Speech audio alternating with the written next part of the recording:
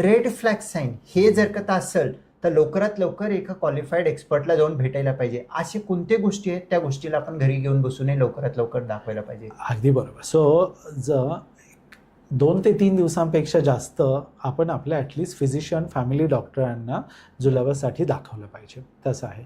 Of course जी initial treatment असेल ती तिथे केली जाते. जर त्या ट्रीटमेंटने राहिलं तर ठीक आहे, पण जर 1 ते 2 आठवड्याच्या पेक्षाही जास्त जुलाब चालू आहेत, पर्सिस्टंट डायरिया, तर नक्की स्पेशलिस्टला दाखवणं गरजेचं ठरतं. त्याच्यामध्ये काही रेड फ्लॅग सिम्पटम्स असतात. तर मोशन्समध्ये जर सारखं रक्त येतं आहे, वजन कमी व्हायला लागलं आहे, भूक लागत नाही आहे, वॉमिटिंग आहे, पोट फुगतं आहे, तर बाकी काही सिरियस मेडिकल प्रॉब्लेम्स असण्याची शक्यता आहे. जुलाबामध्ये 3 गोष्टी आपण कायम विचारतो सर, की रात्री जुलाबासाठी उठावं लागतं का? नॉक्टर्नल डायरिया ज्याला म्हणतो, हे एक रेड फ्लॅग साईन आहे. दुसरं ब्लड, जसं आपण म्हणालो ते सर. आणि तिसरं, तुम्हाला घाई होते का? मोशन ज्यावेळेस येतात, अर्जन्सी. आणि अर्जन्सीपेक्षा अजून एक रेड फ्लॅग आहे की कधी कधी घाई होऊनही टॉयलेटला पोचायच्या आधी कपड्यांमध्ये मोशन्स होत आहेत का? इनकॉन्टिन्युअन्स आपण जे म्हणतो, ही रेड फ्लॅग आहे की याच्यामध्ये आपल्याला बाकी कोलायटिस किंवा खाली कंट्रोल सुटण्यासाठी जे काही इन्फ्लेमेशन आहे ह्या गोष्टींचे एक अंदाजा येतो.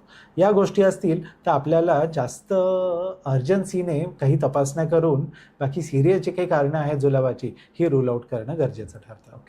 सर, काही जण काय म्हणतात, माझे जुलाब होते, खूप घाण वास येत आहे असं म्हणतात.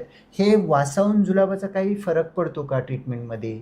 सो युजली इन्फेक्टिव्ह डायरिया जे असतात हे जरा स्मेली असतं. इन्फेक्शन, बॅक्टेरियल इन्फेक्शन जास्त असेल तर तिथे स्मेल जास्त असण्याची एक शक्यता असते. तसं आहे. आता ट्रीटमेंट आपल्या बाकीच्या हिस्ट्रीनुसारच ठरणार आहे, पण युजली जे बॅक्टेरियल इन्फेक्शन आहेत त्या जास्त स्मेली असतात.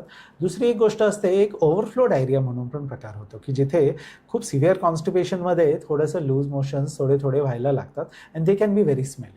तसं आहे. पण त्याचं डिफरन्शिएशन असं होतं की infective diarrhoea is mostly large volume diarrhoea, की बऱ्यापैकी जुलाब होतात, अगदीच खूप मोशन्स. आणि ओव्हरफ्लो डायरिया जे सिव्हिअर कॉन्स्टिपेशन होतं ते स्मॉल व्हॉल्यूम डायरियाज असतात. तर दोन्हीमध्ये खूप स्मेली स्टूल्स आपल्याला दिसू शकतात. तसं. ओके.